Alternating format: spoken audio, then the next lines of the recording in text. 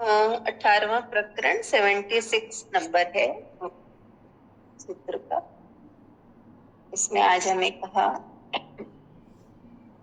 मंद बुद्धि उस तत्व को सुनकर भी मूढ़ता को नहीं छोड़ता है। वह बाह्य प्रयत्न में निर्विकल्प होकर मन में म्यूट कर ले, मन में विषयों की लालसा वाला होता है। मंद बुद्धि उस तत्व को सुनकर भी मूढ़ता को नहीं छोड़ता है। वह बाह्य प्रयत्न में निर्विकल्प होकर मन में विषयों की लालसा वाला होता है। मनुष्य में अनेक प्रकार की मूढ़ताएं हैं। अहंकार, वासना, कामना, फलाकांक्षा आदि मूढ़ताएं ही हैं। इनके रहते जो भी कर्म, आचरण एवं व्यवहार आदि होंगे सभी मूढ़तापूर्ण होंगे। जनक निर्मल चित्त वाले होने से ही अष्टावक्र का आत्मज्ञान का उपदेश सुनकर ही उपलब्ध हो गए। किंतु जो मंद बुद्धि वाले हैं वे ऐसा तत्व ज्ञान सुनकर भी भीतर अहंकार, कामना, वासना, इच्छाएं आदि को नहीं छोड़ते, जिससे वे आत्मज्ञान से वंचित ही रहते हैं।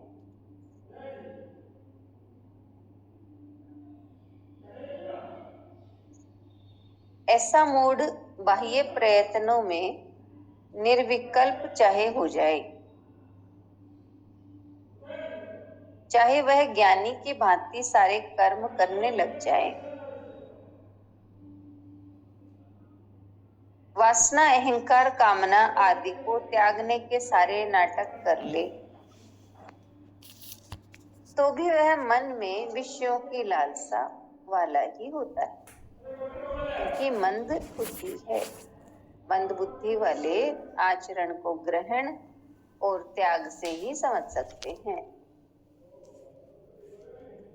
मंद बुद्धि वाले आचरण को ग्रहण और त्याग से ही समझ सकते हैं। भीतर के मूढ़ तत्व को वे नहीं समझ सकते, इसलिए वे कभी उपलब्ध नहीं हो सकते। इतना ही है लेसन, जिसमें हमें बताया है कि मनुष्य में कितनी अनेक तरह की मूढ़ताएं होती हैं। अहंकार, वासना, कामना, फलाकांक्षा। तो जब तक ये सब भीतर है, अहंकार, वासना, कामना, तब तक जो भी कर्म या आचरण, व्यवहार होंगे वो सब मूढ़तापूर्ण होंगे, यानी अज्ञानता पूर्वक या मूर्खता पूर्वक उसी तरह से होंगे जो भी कर्म आचरण होंगे। और जनक जी निर्मल चित्त वाले थे, इसलिए अष्टावक्र जी के आत्मज्ञान के उपदेश को सुनते ही वो आत्मभाव में स्थित हो गए। लेकिन जो मंद बुद्धि वाले हैं वे तत्व ज्ञान को सुनकर भी अहंकार, कामना, वासना को छोड़ते नहीं हैं, इसलिए उन्हें आत्मज्ञान नहीं मिलता। तो कहा कि चाहे ऐसे मूढ़ व्यक्ति हैं वो ज्ञानी की तरह चाहे सारे कर्म करने लग जाएं, लेकिन जैसे ज्ञानी की जैसे करने लग जाएं, जैसे वासना, अहंकार, कामना उनको छोड़ दिया हो उन्होंने, लेकिन मन में उनके वासनाएं, कामनाएं ये सब भरा रहता है, इसलिए वो मंदबुद्धि उन्हें कहा है। इसलिए कहा ना कि मंद बुद्धि वाले आचरण को, यानी वो केवल आचरण को ग्रहण और त्याग से ही समझ सकते हैं। यानी उनको यही लगता है कि कुछ ग्रहण कर लिया जाए, कुछ छोड़ दिया जाए बाहर से। यानी बाहर से उन्होंने कामना, वासना, अहंकार छोड़ दिया, लेकिन वो अंदर पड़े हैं। वो बाह्य आचरण को उनको ही त्याग और ग्रहण से, आचरण को उसी से समझते हैं, त्याग और ग्रहण से, इसलिए वो आत्मज्ञान को उपलब्ध नहीं रहते, क्योंकि उनके अंदर कामना, वासना मौजूद ही रहती। इस तरह से हमें बताया है मंदबुद्धि मनुष्य के लिए। हरिओम। नविता बताएंगी। हरिओम प्रीतम। हाँ, हरिओम। आज के सूत्र में बताया कि जैसे कि मनुष्य में अनेक प्रकार की मूढ़ताएं होती हैं, यानी अज्ञानता है। मूढ़ताएं किसको कहा कि जैसे अहंकार, कामना, वासना, फल की आकांक्षा, ये सब मूढ़ताएं हैं। और जब तक ये रहती है तो कहा कि जो भी चीज वो करेगा, यानी चाहे वो कर्म करे, आचरण करे, सब मूल में वो है तो वैसे ही बाहर भी रहेगा कि मूढ़तापूर्ण नहीं होंगे सब कुछ। तो यहाँ पे ये बताया कि जो मंद बुद्धि वाले होते हैं उनको तत्व ज्ञान को उपलब्धि नहीं हो पाते हैं। राजा जनक जी की स्थिति अलग थी कि उनका निर्मल चित्त था। तो निर्मल चित्त होने से क्या है कि अष्टावक्र जी ने जैसे ही वो ज्ञान दिया या दो शब्द बोले वैसे ही वो आत्मज्ञान को उपलब्ध हो गए। लेकिन मन बुद्धि किसे कहा कि जिसके अंदर ये अहंकार, कामना, वासना, इच्छाएं हैं, कि वो सब ना सुनकर भी नहीं छोड़ पाते हैं या छोड़ते नहीं हैं, तो आत्मज्ञान से वंचित ही रहते हैं। तो यहाँ पे ये बताया कि बाहर से भले ही जैसे कहा ना कि वो प्रयत्न करके प्रयत्न में निर्विकल्प हो जाए, लेकिन अंदर तो उनकी वही लालसा रहती है। तो जो अंदर का भाव है वो ही प्रभाव डालता है। तो कहा कि वो वासना के चलते ही इसको उपलब्ध ही नहीं हो पाते हैं।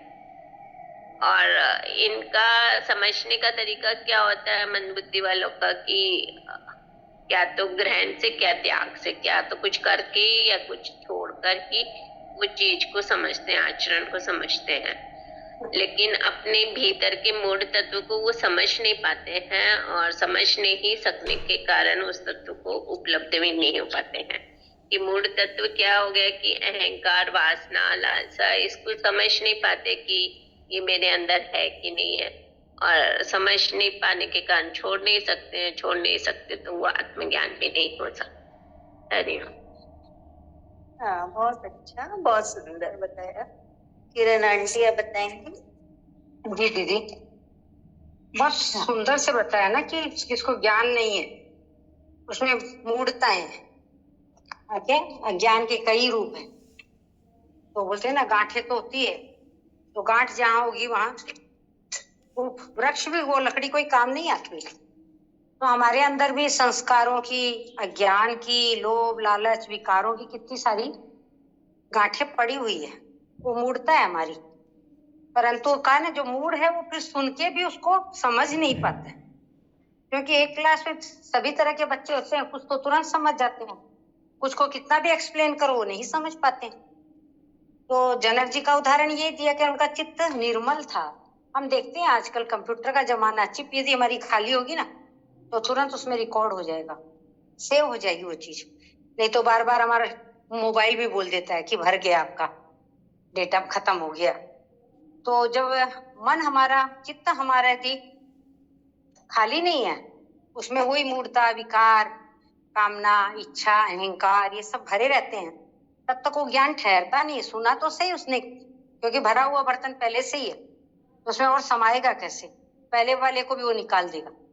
तो कुछ समझेगा भी तो उसमें क्या करेगा वो? या तो ग्रहण करना है या तो छोड़ना है। जैसे इड़ा पिंगला का भी हम देखते ही है ना।